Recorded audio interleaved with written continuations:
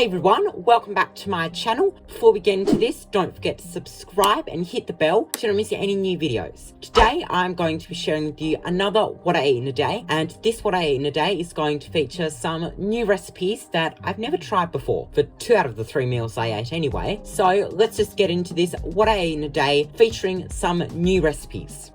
So for breakfast, I had this chia pudding kind of thing with some caramelized bananas. So what I did was I just took a regular sized bowl and some chia seeds. I took about a tablespoon of chia seeds and just put them in the bowl. And then I took some milk and I put about 1/3 of a cup of milk in with the chia seeds. And then I added a teaspoon of maple syrup for some sweetness, as well as 1/2 teaspoon of vanilla essence. And then what I did is I just took a regular dessert spoon and I just mixed it all around. As you can see, it didn't really do anything. This is my first time making it, so I wasn't really sure about the chia seed to milk ratio, but I just put it in the fridge for about 30 minutes to help make it into somewhat of a pudding, I guess. And while it was in the fridge, I moved on to making it the caramelized bananas. I just took a banana and I peeled it and then cut off the ends because they're horrible. And then I basically just sliced the banana into little pieces, and then I heated a saucepan on medium heat and I added 2 tablespoons of rapadura sugar. I guess you could also use brown sugar as well. And again, 1/2 teaspoon of vanilla essence and a tablespoon of water.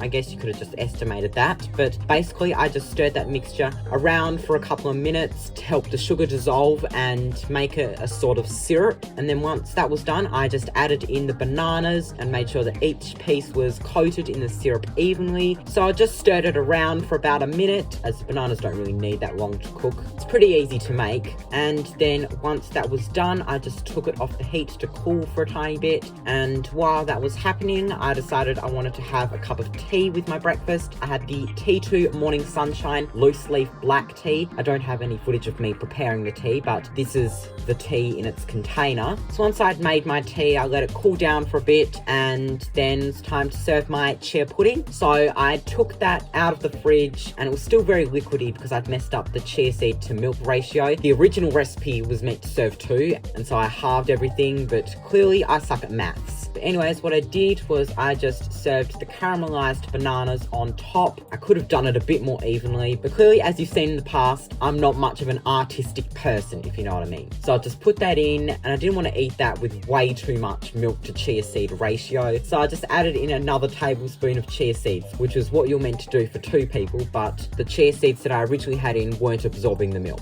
So I just mixed everything around until the chia seeds were completely coated by the milk and syrup mixture. And there you go, that is my chia and banana pudding. It looks so horrible, it looks so gluggy, and it looks like old dirty water. In fact, it actually looks like puke. And even though it looks disgusting, it was really tasty, but that was mainly due to the caramelized bananas and syrup. Because without that, this would taste horrible. And look, it's definitely not the most healthiest of breakfasts, but I just wanted to try it out so that I could say that I've had chia pudding. And then there's my tea on the side. I like to have black tea. I don't really like milky tea. It just grosses me out. So there you go. That was my breakfast. Chia pudding, caramelized bananas, and a cup of tea.